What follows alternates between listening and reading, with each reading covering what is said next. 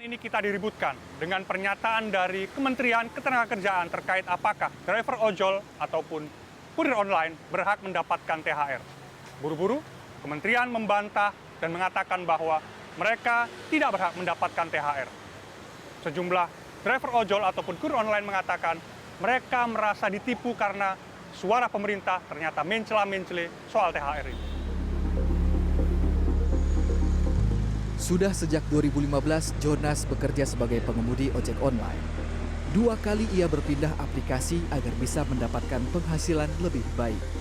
Pekan lalu, ia sempat sumringah ketika membaca berita bahwa pemerintah menghimbau perusahaan aplikasi memberikan THR baginya dan jutaan teman senasib.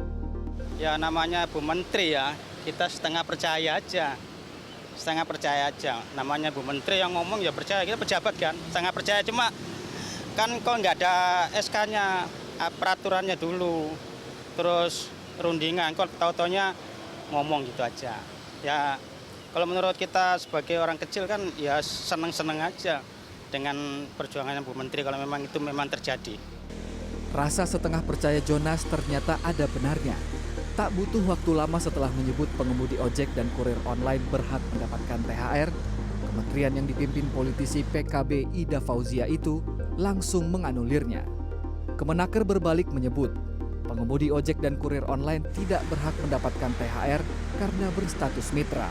Status inilah yang tidak diatur dalam surat edaran Menaker tentang pelaksanaan pemberian tunjangan Hari Raya Keagamaan tahun 2024 bagi pekerja buruh di perusahaan. Wah itu pasti ya kita merasa dibohongi mas gitu. Awalnya kita sudah menggebek-gebek, oh dapat THR ternyata nihil. Juru bicara Perhimpunan Driver Online Indonesia atau PDOI mempertanyakan motif Kemenaker melontarkan pernyataan soal THR ini. Terlebih pekerja sektor jasa ini sudah eksis sejak 8 tahun silam.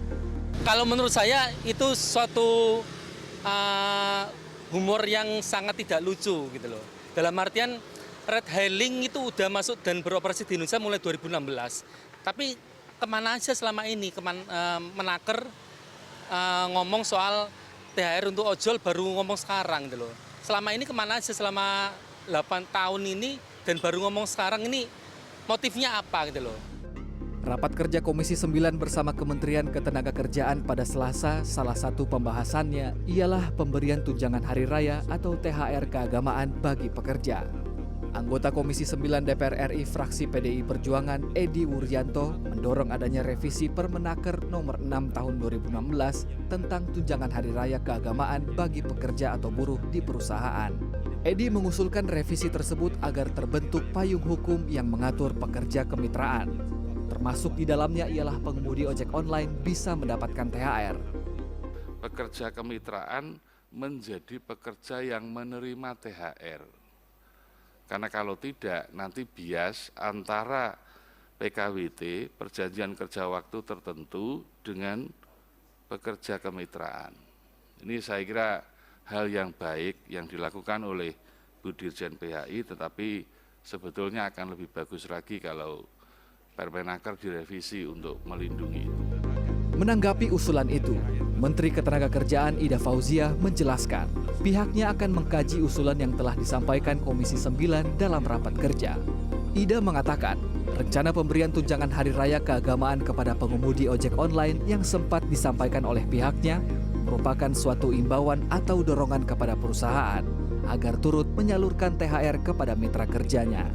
Menteri Ketenagakerjaan Ida Fauzia pun mengakui bahwa mitra kerja tidak termasuk cakupan pekerja penerima THR. Komisi 9 salah satu di antara kesimpulannya meminta kepada atau mendorong kepada Kementerian Ketenagakerjaan untuk menyiapkan regulasi terkait perlindungan dan jaminan sosial bagi pekerja berbasis kemitraan, termasuk di dalamnya adalah pemberian THR bagi pengemudi ojek online. Jadi ojek online itu sebenarnya adalah bagian dari kemitraan tadi. Tapi teman-teman Komisi 9 minta secara eksplisit disebut.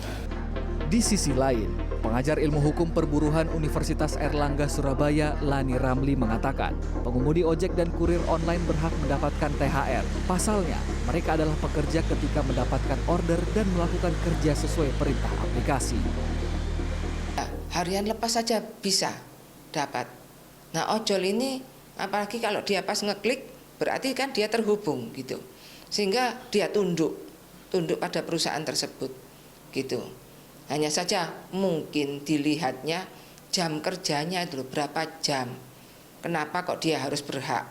Itu yang bisa disampaikan oleh yang dari perusahaan, mungkin seperti itu. Tapi kalau kita melihat itu kan ketentuan di peraturan perundang-undangan kan ada minimal dia bekerja berapa lama. Menurutnya, istilah kemitraan seperti pengemudi ojek dan kurir online dipakai perusahaan-perusahaan untuk mengaburkan status pemberi dan penerima kerja. Ini dilakukan untuk menghindari konsekuensi tanggung jawab perusahaan kepada orang yang dipekerjakan. Tanggung jawab itu termasuk pemberian THR. Miftah Farid, Andreas Wicaksono, Surabaya, Jawa Timur.